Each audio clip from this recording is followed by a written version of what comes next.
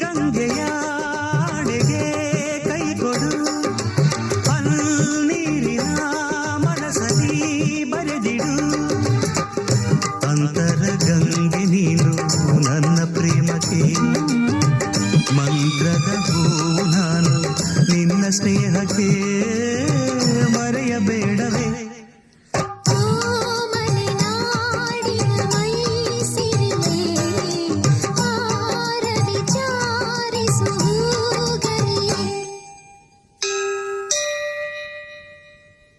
ದೇವರ ಗುಡಿಯಂತೆ ವೇದದ ನುಡಿಯಂತೆ ನಾದದ ಅಲೆಯಂತೆ ಪ್ರೇಮವು, ಮೇಘದ ದನಿಯಂತೆ ವರ್ಷದ ಶರದಂತೆ ಧರಣಿಯ ಹಸಿರಂತೆ ಪ್ರೇಮವು.